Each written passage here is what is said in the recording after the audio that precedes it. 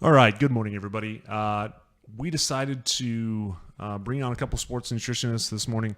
I have a lot of times no idea about any of the sports nutrition stuff. I'm trying to get it in check. So we reached out to Sanford, and they gave us Lizzie and Andrea. Hello, ladies and gentlemen, or I should say just ladies, actually. So, hi, how are you? Morning. not too bad. Morning. That was an awkward introduction, I guess. So,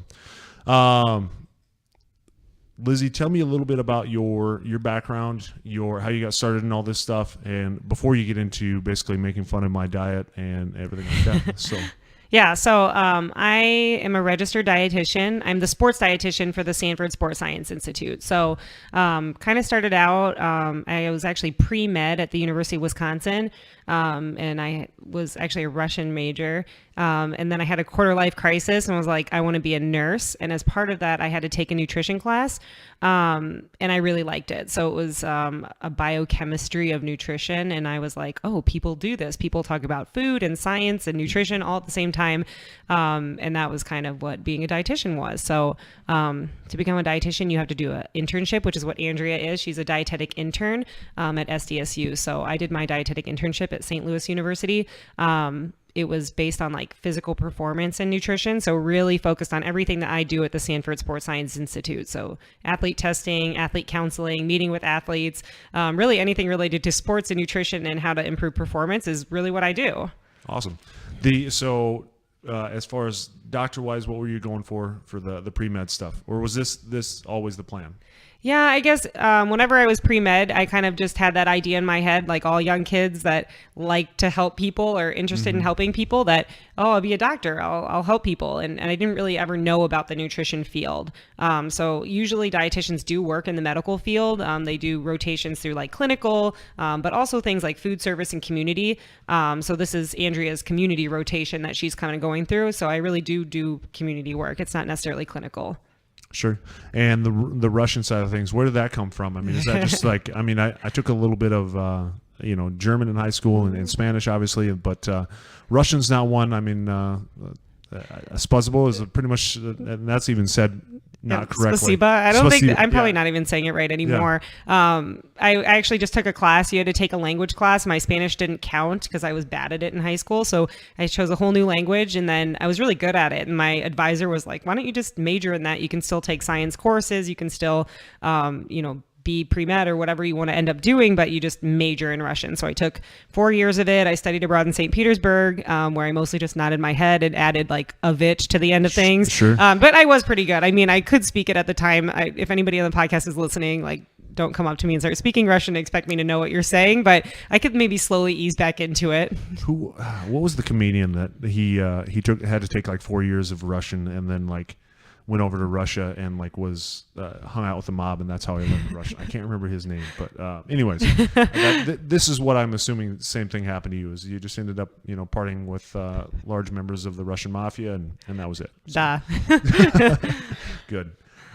So I guess for me, sports nutrition, I've been active as both an athlete and as a coach for the last 18 years, and it seems like sports nutrition is probably one of the things that is like huge misconceptions, I guess, or I guess a lot of bro science out there compared to actual science. So my question is, what is your thing that you consider like the most misunderstood part about sports nutrition? Oh, well, that's kind of a hard question. Yeah. Well, I'm giving you the hard ones first, and then all the easy ones after that. Yeah. So I actually just took an exam to become a board certified specialist in sports dietetics. And even going through all of those exam questions, I'm kind of thinking the whole time, like, you're learning about all these things that are total misconceptions with athletes. So I think probably a big one that I see a lot is probably about carbohydrates. That is your muscle's main fuel source, carbohydrates are, and there's a lot of kind of low carb craze going on right now. Oh man, we're gonna get this is gonna be bad. And then especially with many of the strength and power athletes, you see a really big emphasis on protein. So we're really pushing protein all the time. Protein is super important, and while it is, are we missing out on some of those other carbohydrate rich foods that could be giving us that energy that we need to push ourselves a little bit harder? So that's probably I don't know if that's a good low carb phase right now, and diets and things like that. Sure. And so that's actually part of it is when I, we talked a little bit about this off air, is about 6 months ago, I felt like I've kind of lost, not necessarily fatigued, but it's just a matter of when I feel like I need to be able to, have a little bit more power or be a little bit more athletic. That doesn't happen to, happen as well. So I thought, well, I'm 36 years old. Maybe it's, a testosterone thing, things like that. And so I started getting a lot of blood tests done, and then I wanted to change my diet a little bit. And so testosterone was fine. So I was just like, okay, this has got to be part of maybe his diet. And so switching out my diet from pretty much trying to always be on with, coffee, energy drinks, pre-workout, stuff like that, to switching it up to other things. And so keto was one of them that I did. And so it sounds like that's maybe not your favorite thing. And so I guess your thoughts on that. On keto? Yeah, keto, and then, and we'll get into some more of it later.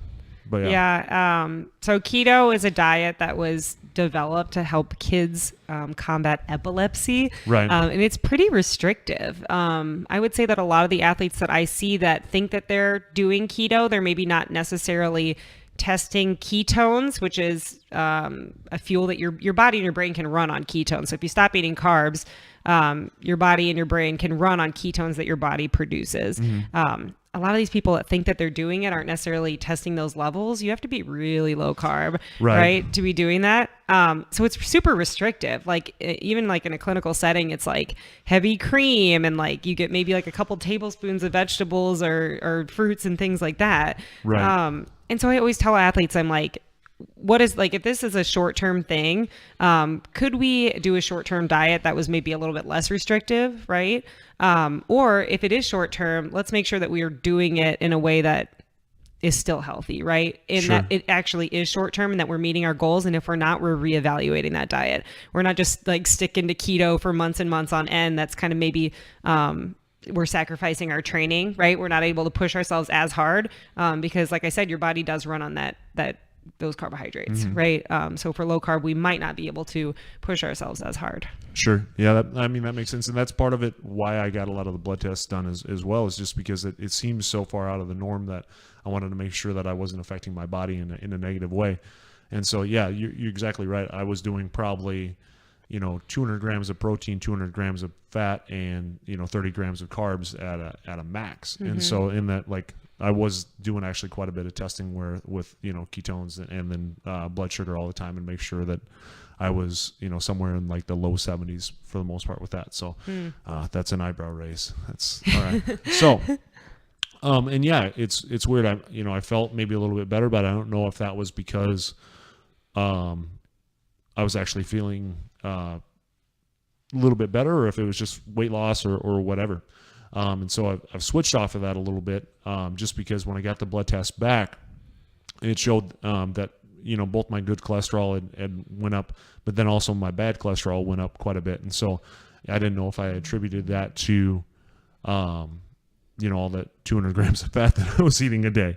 And so I've switched out, did some other stuff, started doing some DNA testing and things like that. Give me your thoughts on any of that stuff that you've seen out there, some of like the blood testing and DNA testing, things like that. Yeah. And Andrea and I know kind of looked into this, and we hear about it all the time. I mean, especially just working with athletes, they always are kind of looking for that next edge. Oh, look at you. They really are looking to take it to the next level. And really anything that will bump you up 1% is worth it to an athlete. So whether that's, restricting carbs or doing workouts in a fasted state or, losing those last couple pounds, things like that, athletes are always willing to do those kind of things. So blood testing and, the DNA testing, those are just tools in a toolbox. And something that I've seen with those is that it is so up and coming that sometimes we get the results. And even though it's very thorough results, like it's telling you, you're a better carb burner, or you are more prone to be a strength athlete and things like this that maybe the DNA testing is showing you. Right. We don't always know how to take that and apply it to training, or we don't always know how to take that and apply it to our actual nutrition. Even if it's giving you a really thorough handout that says you're a better carb burner, well, to the average athlete, they're like, what does that mean, right? How do I turn that into my diet? How do I switch my diet to make that beneficial for me? And then again, it's really only, like I said, it's really up and coming, and it's really only a small bit of information, right? We talked about, like yesterday, food is so much more than just, tomorrow I'm going to switch up my whole diet, right? We've kind of grown up eating a certain way, or maybe you're an athlete and you've trained eating a certain way forever. And so now if a test is telling you don't burn carbs very well, are you all of a sudden going to stop eating that sweet potato or that, PB&J before your fight or something like that? I think there's a lot more tied to nutrition than just here's your carb, protein, fat, macronutrients, and energy needs. God, you're just killing everything that I've got out there now. All right. Yeah, so we'll actually bring it up real quick, Robel, that PDF if you can. I want to laugh at this as well, just because it's, so if you look at this 90.4% endurance athlete. Basically, I have no strength whatsoever is what my DNA is telling me, that I'm just meant to be some sort of marathon runner, and that's it. But apparently I don't know how, because I hate running. So my understanding is too that you do marathon running as well. Yeah, and I'd be interested to know if it says that. If you're because I did a strength workout this morning. It's like everything that I take, everything within me is just like, I don't want to do another pull up, and it's like an assisted pull up, and like, I love running. So yeah, I'm the exact same way. If you say, okay, wrestle or grapple for 3 hours, I'm like, okay, no problem, we can do that. Lift this weight, nope, I won't do it. Yeah. So, but some of the stuff that it said on there, basically, everything looked fine. But okay, now, I have a little bit of an issue with sodium and a little bit of an issue with caffeine, things like that. And so, trying to look at that as how to change my diet. I think that's actually hard, getting a low sodium diet with athletes, because to my understanding, I need that basically to be able to rebuild and also go out throughout my day. So. Yeah, for sure. And that's something that we've seen too is I know that my coworker Jason talks a lot about like these low sodium diets, and kids athletes and college athletes and beyond are out there sweating. So you're losing that sodium. Mm-hmm. So technically you do need that sodium in order to, like I said, replenish the sodium that you're losing in your sweat. Is just one of those electrolytes that you're losing. So it helps your muscles function, right? All of those things.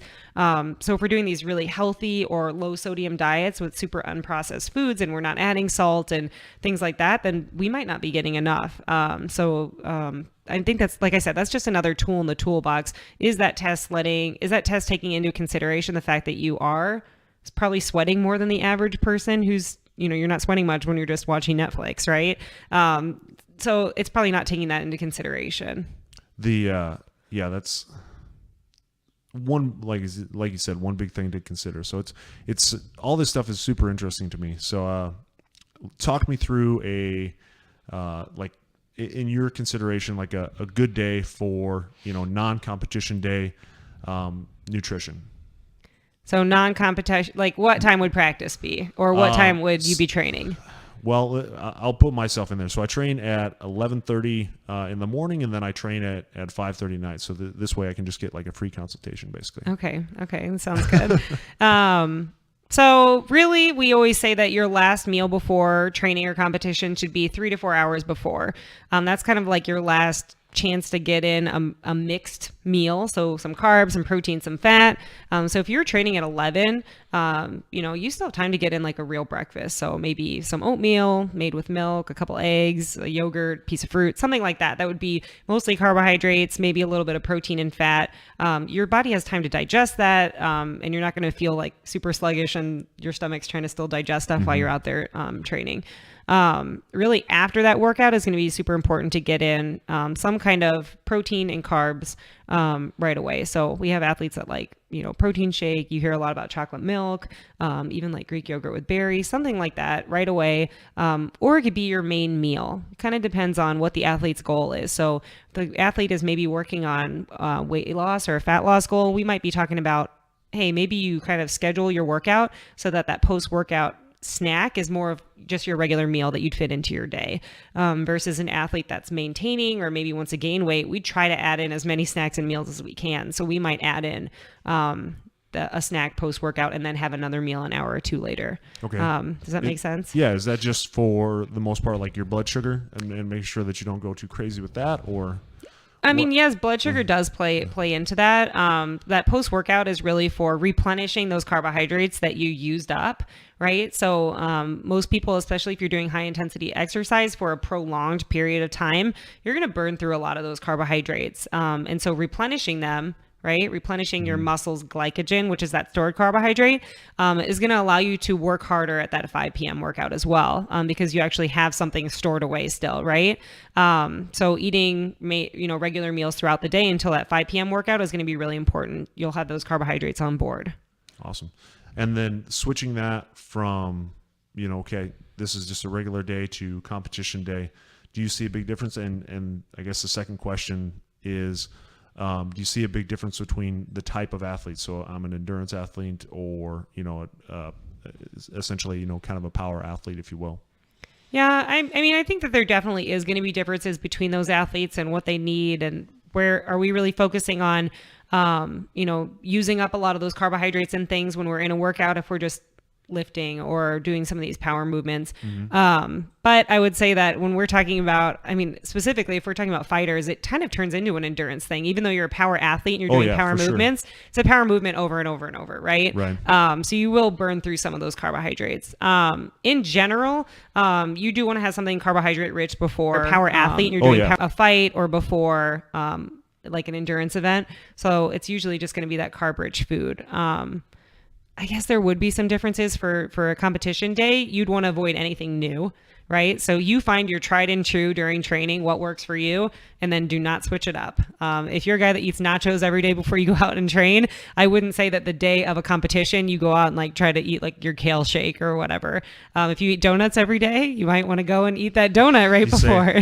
Like a donut and an energy drink before? If you eat a donut and an energy drink before every single training session, you're not going to go out and drink a kale shake before your competition, right? It doesn't make any sense. It's going to mess with your gut. It's going to mess with your mindset. You have this tried and true, I know this works. But then we might want to talk about it after that competition. Hey, let's talk about what you're usually doing, because that's probably not ideal. The other big thing that I see in the sport of, MMA, jiu-jitsu, things like that, is, they'll go through a weight cut and they'll eat super, super, super clean. And then day of, after they've weighed in, I've seen guys just eat the worst quality food ever. So I'm guessing that along the same lines is maybe a bad choice. So. Yeah, I just try to avoid any of the extremes, right? So if we go from one extreme of eating super healthy and then all of a sudden we're just gorging ourselves, there has to be some kind of moderation, right? We have to say we can still enjoy those foods. We don't have to feel like Thanksgiving full, or I'm gonna, keel over in the fetal position and lay here for a while kind of full, because that's not enjoyable anyway, right? So I always say, even though you're eating super clean, maybe we do it, insert some of those fun foods some of the time, at least before that cut, right? So you probably aren't going to be eating ice cream and stuff those couple days before a fight, but definitely eat some after, but in moderation.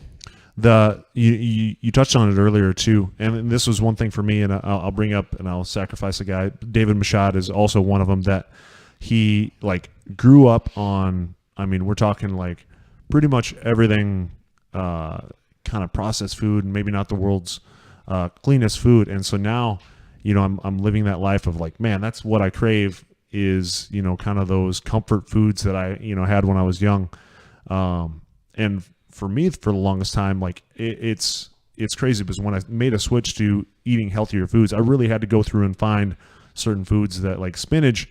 Man, if you ask me to eat spinach, I will immediately projectile vomit pretty much about 2 hours later, just because it kills my stomach, and I can't figure out why. I feel I don't know if it's projectile vomit. Dude, I'm serious. I've never I just imagined it in my head. I'm not saying that maybe I had a wild college youth of drinking and things like that. But I've never puked so bad in my life than I have on spinach. Spinach makes me puke every single time.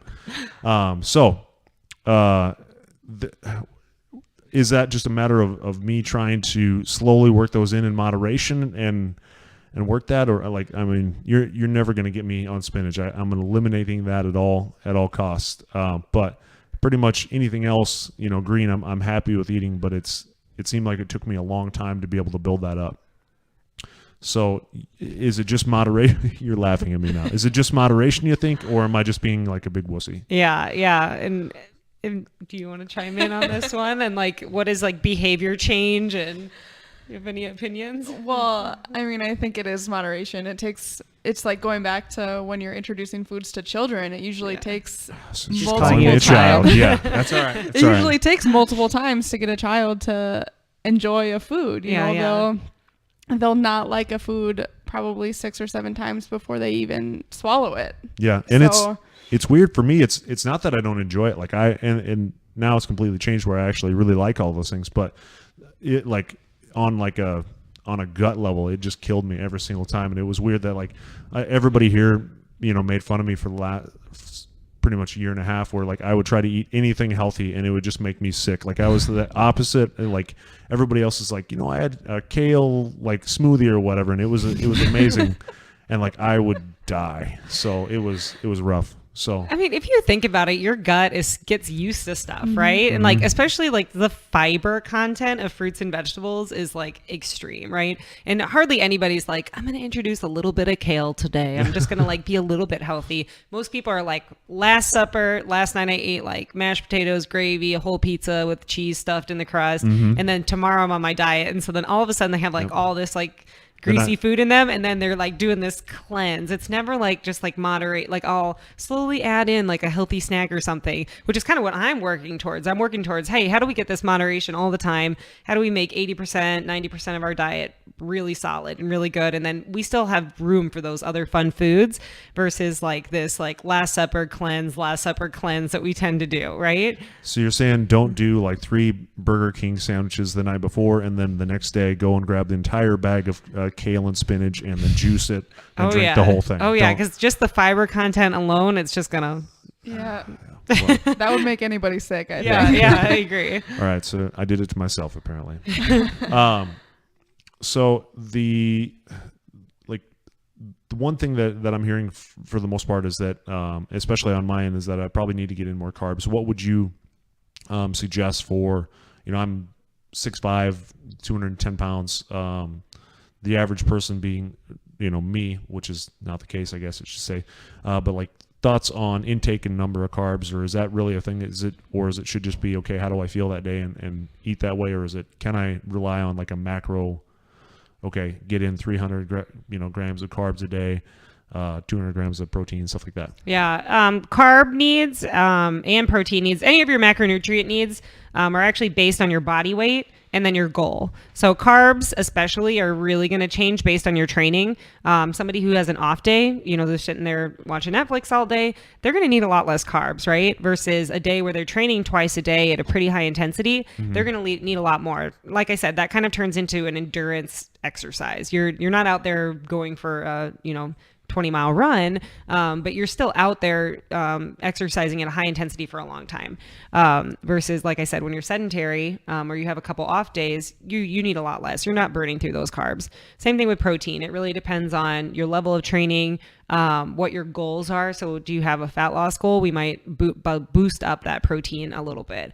Or maybe you're training really hard. Maybe you'd boost up that protein versus if you're just, walking around doing some light training, that kind of thing, you probably need a little bit less than we're all getting enough. Most of us are getting enough protein unless, like I said, you have that specific goal in mind, and we might have to dial it in a little bit more. Sure.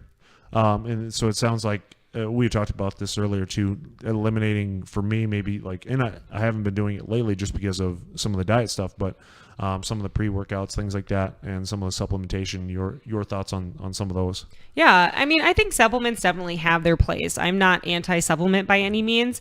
For a lot of these, good. Yeah, you can kind of get that in writing if you want. Yeah. Well, Joel might be mad. So I'm just saying. I always say that when I started at the Sports Science Institute, I kind of became like, in my eyes, like supplement dietitian, because you don't learn about necessarily, like, and Andrea can chime in, like, you don't really learn about a lot of these supplements when you're becoming a dietitian. It's like, what is like a tube feeding supplement that you'd give somebody? Like when somebody's really sick, you'd add a supplement, right? Right. Or somebody can't digest food, correctly. But when you're an athlete, you might need some of these, you don't necessarily need these supplements. You can always use real food. But for somebody's specific goal, like let's say they have really high protein needs, but they're trying to lose body fat, so they don't necessarily need maybe all those carbs. Or post-workout for convenience factor, you could add in a whey protein.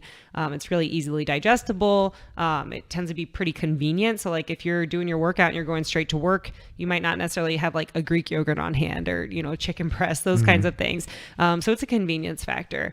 Whenever I look at somebody's diet and they're taking all these supplements, I always say that it is to supplement your diet. And so it's really the top of that pyramid where the base is a general good diet, just, same diet your grandma needs.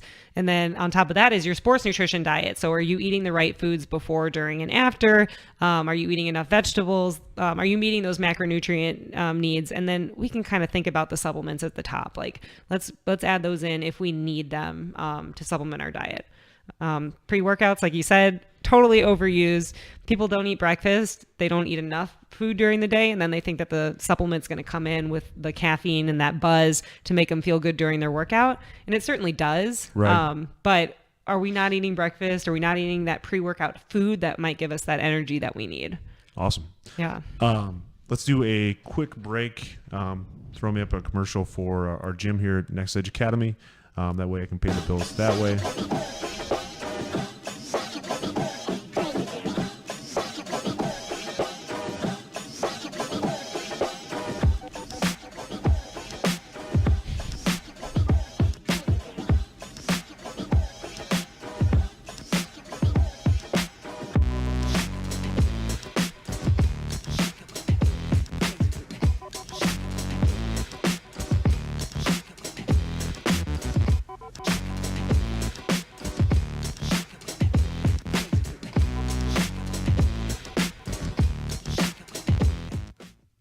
Awesome.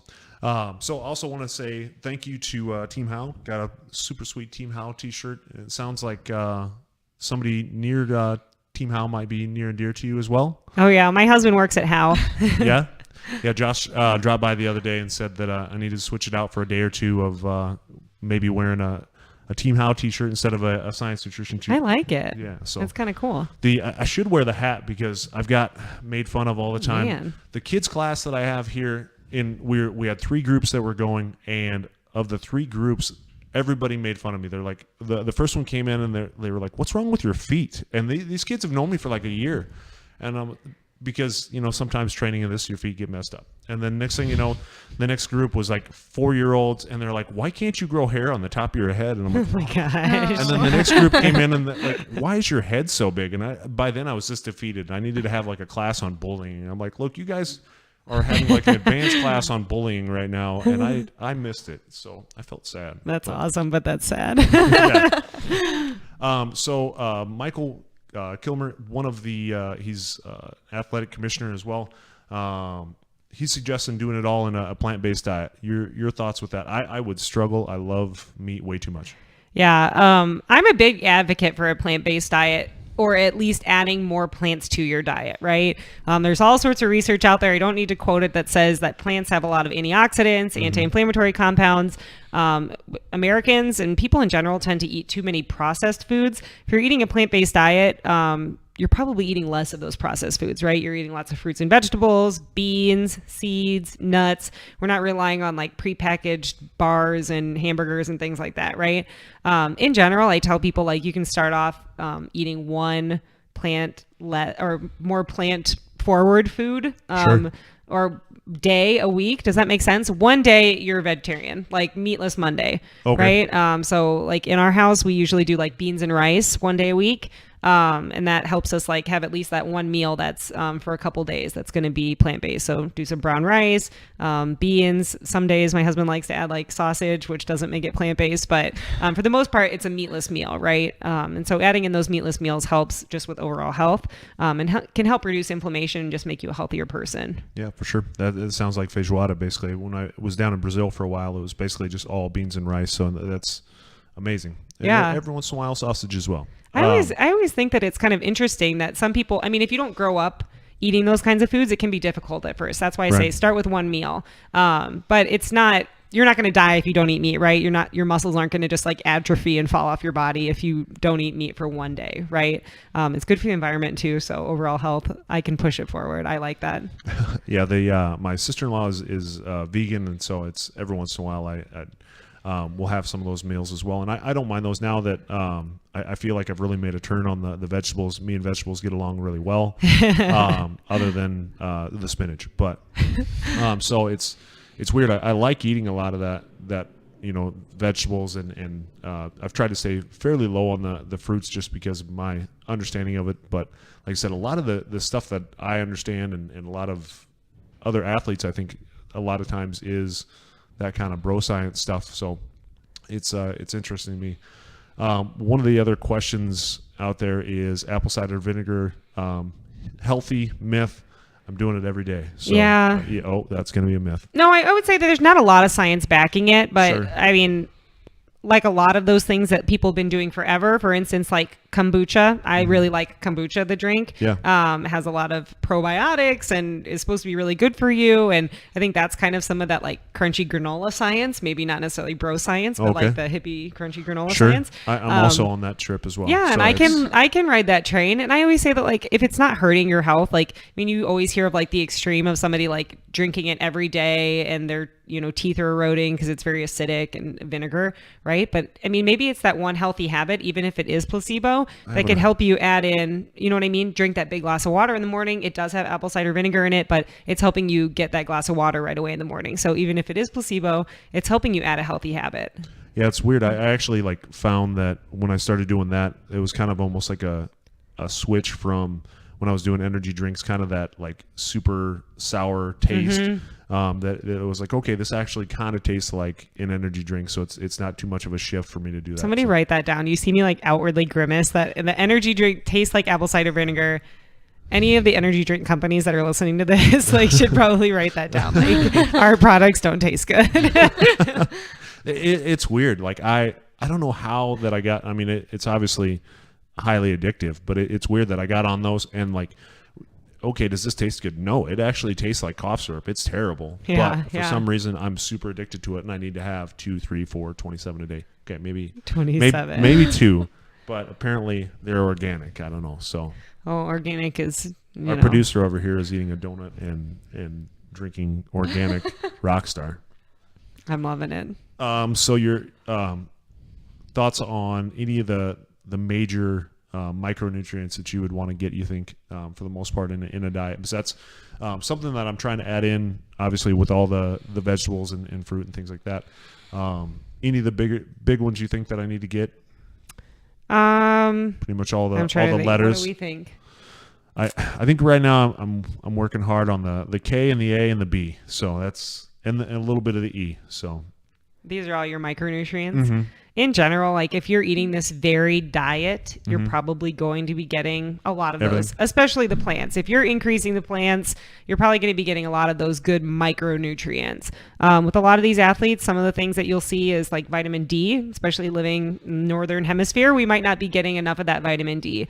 So that can be important for like muscle function, and it's really coming out a lot more research on it, but it's still kind of up in the air. Should we supplement or should we not? When you sit out in the sun all day, you are getting enough vitamin D. When you sit inside of a studio and you work out inside and you don't really see the sunlight because it's 13 degrees outside, you might not be getting enough of that vitamin D.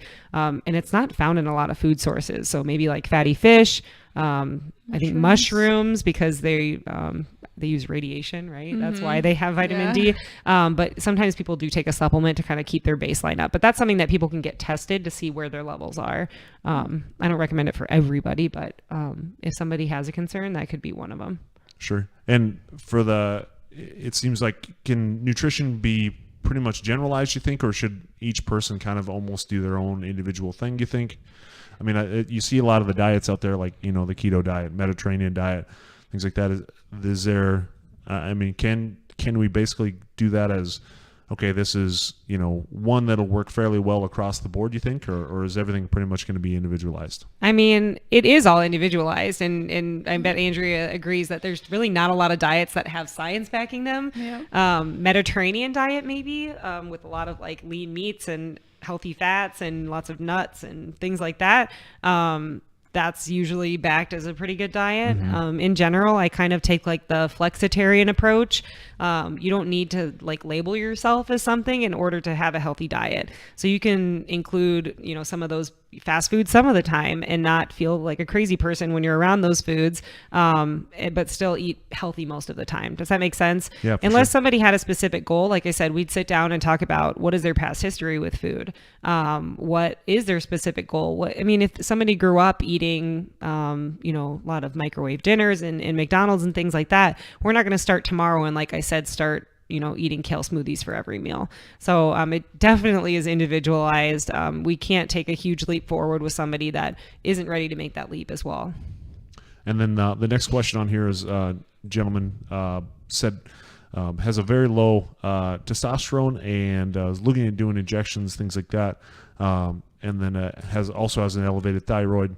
What can he do to naturally bring some of those things up? And then I actually have a follow-up question of my own as well off of that, because I got problems. Yeah. Sometimes I hear this from athletes, especially with the testosterone issue, and that's definitely something that I say, like, go talk to your doctor about, and they might have better recommendations as far as like the health of everything.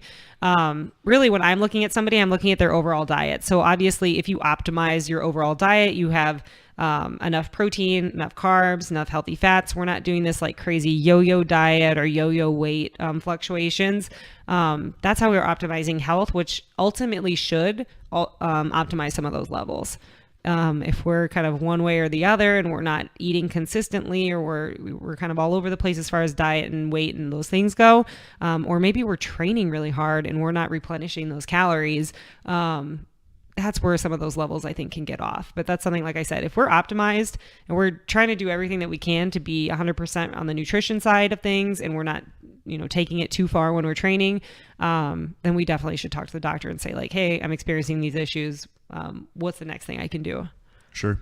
And then, I was going to ask you about, was my blood pressure high, but we'll, that pretty much answered it for that pretty much blanket situation. So do you have a meditation app? I need a meditation app. I get so ridiculously stressed. I'm sure that's what it is. The DNA test said that I was pretty much predisposed to have high blood pressure due to genetics, and I'm trying to fight it with every tooth and nail. It's hilarious. I'm taking like 12 vitamin and mineral supplements to try to combat taking one like high blood pressure pill. So that's the ridiculousness of that. I understand. She's laughing because I was talking at the university yesterday and all the kids thought I was crazy, I'm sure, because I was like, you have to download this app. It's called Breathe. It's really good. It's like a meditation starter. You can kind of check in and say, how am I feeling mentally? How am I feeling physically? I'm not like a meditation person, but sometimes it's actually good to do. It makes you kind of more mindful of how you're feeling. Sure. And it has some like guided meditation. So you don't have to just like sit there and like be in your thoughts and pretend like you're meditating, but I think it can help you feel more calm. I'm not sure 100% on the research on blood pressure and cortisol and all of those things. I think you're spot on. Probably most of it, like you said, my opinion after a while is probably less nutrition and more stress and genetics and things Could like be, that. yeah. So, you talked earlier that you'd worked with some of the athletes here. Talk to me about some of the athletes that you've worked with and just maybe some of the enjoyment that you get out of working with some of those athletes. Yeah, I think that working with if you're talking about like any of the fighters, right. that can be really fun for me just because it's also a learning experience for me. Like I said, and Andrea can attest to this, that when you're becoming a dietitian, you're working a lot in like a clinical, or like I did my internship at St. Louis University. So we did a lot of like gardening educations, or like how do we bring a farmer's market to an inner city neighborhood and things like that, or clinical. So how do I educate somebody on a heart healthy diet? So all of those things to say that when you start sports nutrition, yes, I know all about athlete testing. I know where we should be. But how do I counsel a football player versus an MMA fighter, right, or like the Sioux Falls Skyforce, right? All different athletes. So it was kind of educational for me as well to hear, what does a typical week look like for you? They may be coming from a wrestling background, so they have some of that like wrestling mentality as far as the weight cutting and things like that, depending on where they went and what their coach and the culture of the team was. It might be more extreme than not, right? So it's kind of educational for me as well. Like what does a typical week look like for you? What do you do to make weight? What are some typical pre-fight foods for you? And then I can go back and work with the wrestlers and say like, hey, stop taking all those supplements and let's look at real food first, right? A lot of the guys that I've worked with, have had more of that real food first mentality. So I want to say it was Ryan Bader said that he was eating sweet potatoes before he went out in the ring. And that to me was like, cool. Like we're not just like relying on carb supplements or, Gatorade or something like that, where that's like a real food. He was like having salted sweet potatoes. So all of those kinds of things, real food first. And then how do we kind of dial everything in with some of these other, like I said, supplements? Yeah, Ryan's always been fairly diligent, I think, on his diet and everything like that every time I've ever talked to him too. So very cool to see a lot of that. Do you well, actually I'll ask this one first. You brought up wrestlers, things like that. What are your thoughts on some of the weight-based sports like that okay, you need to weigh this amount of weight and things. I assume probably mildly negative, but my thought is that they probably need to change to something that's a little bit more based on, okay, what's your body doing? Where's your body fat at? Things like that. Are you making any huge changes between, weights, things like that? Because we have a lot of the fighters and, wrestlers, obviously, that are losing. Okay, I'll lose. Last month I've lost 20 pounds, and then I'll put, right the day of the fight, I'll put 15 of that right back on due to food, because, our thought is, okay, we want to cut down as low as we can because we want to stay strong for that. And then we want to put back on as much weight, to feel stronger and bigger and things like that. And sometimes it's weird because your body, when you do that, you get, you're used to, say, I'll use me as an example, like 230 pounds. And then I drop down to 210 pounds.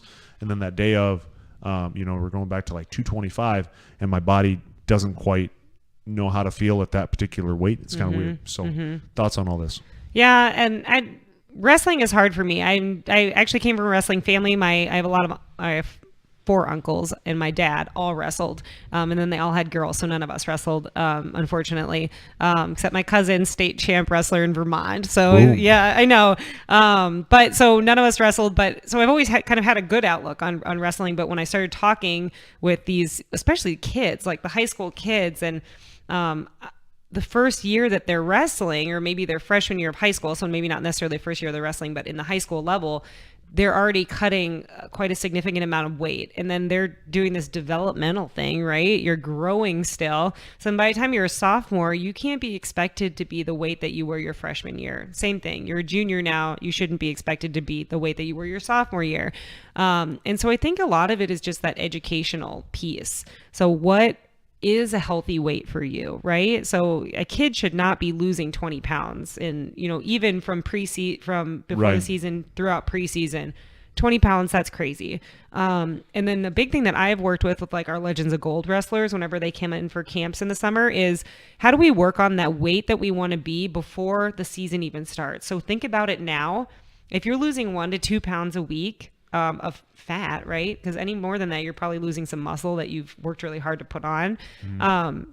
if you don't have enough weeks to lose that weight, you're probably not going to be at that weight, right? It's going to be done in an unhealthy manner. We're going to be eating a bunch of salads and not drinking water, or like I had an apple for dinner last night. So I've seen a lot of these issues where it's like, you're not an athlete anymore. You're on a fasting diet. And this is just crazy in my eyes. So I would say a lot of it is the educational piece. A lot of it is just the culture of wrestling. And I think it is changing for the better, depending on who the coach is, right? So the coach can have a lot of say about nutrition. They don't always have a dietitian come in and talk to them about, hey, what is a healthy weight? And even then I'm a girl, and sometimes there's not girls on the team. And so sometimes I maybe am not making that impact that I need to, like, I can't get on the same level as them. I don't know what they're going through, kind of thing. Sure. Yeah. That makes a lot of sense. So really, I think that when I'm working with the high schoolers, we're working on, okay, let's think about it now. It's the summer. Let's think about it now. What weight do you think you're going to wrestle at? Let's do the calculation. If it's 12 weeks away and you have 30 pounds to lose, that's not going to happen, right? And then even within that week, I don't want you to be at your wrestling weight on Tuesday if you're not wrestling till Friday, right? That doesn't make any sense. So you shouldn't be eating like an apple and a Cliff Bar for all of your meals leading up to that point. Right. Yeah. Because the assumption is, at least from my knowledge, is that basically your metabolism is going to shut down to zero, and you're probably not going to lose much more any after that anyway. So. Well, yeah. Think about even from sophomore year to senior year of just high school. If you're expecting to wrestle right. in the college at the college level, what are you doing to your metabolism over those 8 years, mm-hmm. right? And are you able to keep up that health wise? Probably not. And then the other thing is that we talked about carbohydrates being so important for athletes, especially when you're out there on the mat for that long. It becomes an endurance activity, right? And so you're really burning through those carbohydrates. If you have nothing to work with, the guy that's better fueled, that maybe is a little bit heavier, is probably going to do a lot better than you are, who chronically dieted for that whole week and has no glycogen or stored carbohydrates left. Okay. And then another question out there: thoughts on intermittent fasting, doing like 8 on, 16 off kind of thing? Yeah. Do you have any thoughts on this one? Andrea, chime in. You did look at it. I looked at it a little bit, and there's really not that much research looking at intermittent fasting. I feel like it's kind of a newfound thing coming right. up in the world of sports nutrition right now. So I think that's good that's good. That's like with everything. So just because people have been doing it for years and years and years, even hundreds and thousands of years with certain cultures and things like that, right. doesn't necessarily mean that there's research saying like, hey, this is going to work. And I can't say it's a one size fits all kind of thing. If somebody had some weight to lose, it's individualized, right? So if somebody never ate breakfast, well, obviously I'd start to maybe say like, hey, could we maybe eat breakfast? And maybe somebody was training later in the afternoon, they might be already are doing the intermittent fasting, right? If somebody's training in the morning and they're not eating until noon, we're missing out on that opportunity to fuel before, during, and after that activity, right? Mm-hmm. So that maybe would be contraindicated. We wouldn't want you to do that. Yeah. So like I said, research is coming out, but it's individualized. So I would work with that person, just make sure that they're getting everything they need. If that's the diet that they want to try, how long are they going to try it for? And are they doing it correctly? Are they meeting their needs? Yeah, I would do that. I tried it for a little bit, and they're like, okay, don't eat until 2, and then you can eat from like 2 until 10, and that. My wife yelled at me because I was a bear. Yeah, in the mornings, like I have to eat. It's pretty much like if I could make my own food in my bed, I would. Yeah. Because it's like immediately making food right as I'm like half awake. See, for you, I probably wouldn't say that's probably like if you wake up hungry and that's your body telling you like, hey, feed me. Not only is your body used to it, but also you're probably just programmed in a way that your body wants food in the morning. Right. Not everybody is that way, and maybe they could be more suited to that. Not to say that I would recommend it by any means, mm-hmm. but if somebody's waking up hungry and they're kind of fighting against that, they're fighting against what their body's telling them. And I would definitely say it's probably not the best idea. Sure. So I switched to do it in the morning, and then I would stop eating at say 4 o'clock, but I would still have practices afterwards. And I'm guessing you'd probably say that's not ideal for me because I'm not getting the nutrition afterwards. After maybe training at say 6 or 7 o'clock at night. Yeah, especially when it's kind of that far away. So eating before a workout maybe could help supply you with some of the carbs and protein, depending on what kind of workout it is and how long it was. But again, if it was like 3 or 4 hours before was your last meal, Right. we definitely would want to have something afterwards, especially if you're going to go until all the way the next day. Like I said, it depends on the type of workout and really how long it is. And last one here for you, simple sugars. Somebody had mentioned this afterwards, after a workout. Good idea, bad idea? Your thoughts on those? It can definitely help replenish that glycogen that you used up, those stored carbohydrates, maybe a little bit faster, because a simple sugar, it's not like sugar that you'd find in like a piece of fruit, something like that. You're taking the fiber away from the piece of fruit. Let's say you're drinking juice or Gatorade or something like that. It's essentially just sugar. So it's going straight into your blood system. It's able to replenish that glycogen right away. What is the point? I mean, if you're like doing a tournament or a multi-day event where you'd really want to replenish that glycogen right away, definitely beneficial. Let's say after a weigh-in, that might be really beneficial if you don't have that much time between a weigh-in and the actual competition, less than 24 hours, let's say. Yeah, maybe the simple sugars would help replenish some of that right away, because it does take quite a bit to replenish those stores. Does that make sense? It does. Any other final thoughts? And then also, where can people find, or I guess decide if they want to hang out with you and maybe learn about sports nutrition, things like that? Yeah. Give me your plug, basically. Yeah. So my plug, I work at the Sanford Sports Science Institute. So it's located inside the Sanford Field House. Which is amazing, by the way. Yeah, up at the Sanford Sports Complex. So anybody that wants to see an awesome weight room can go check it out, and always ask me questions. So if anybody's ever in there and they just have one quick question, they don't necessarily have to make an appointment with me. Anybody can make an appointment with me, and obviously I love to sit down with people one-on-one and really get into the nitty-gritty of what they're doing now, what their goals are, and how can we get them there. And so they can always just call my office, 605-312-7878. They can follow me on Twitter at Liz Kasparek RD. RD stands for Registered Dietitian. I think that's probably the last place to follow me. Yeah, but anybody who ever has questions, I always think that it's kind of, people see it as maybe a barrier. Like they don't know why they would want to make an appointment, or maybe they do have a burning question, but they don't want to bother me. It does not bother me. I love to hear questions. So please reach out. Awesome. I guess I'll ask one more follow-up question on that, and then we'll get out of here. But what does a program like that look? Is that something that's weekly, monthly, just based on the athlete? How does that work? Yeah, we can definitely do whatever the athlete is kind of feeling. So sometimes people have just, a million questions. They got everything together, but they just really want to ask those questions. They can come in just for a 30 to 60 minute consult. That's kind of like our basic nutrition consult. For somebody that maybe has a goal months out, we can definitely do that basic consult, and then we'll schedule some follow-ups in there to kind of keep them accountable, keep them working towards that goal, and make sure that they're kind of sticking to it versus this one and done kind of thing. Sure. Awesome. Well, thank you very much. Yeah, for sitting thanks down for with having me. us. It, like I said, I basically found out I'm still probably doing everything completely wrong. No. We'll start trying to get it better. So, thank you very much. Yeah, thank you.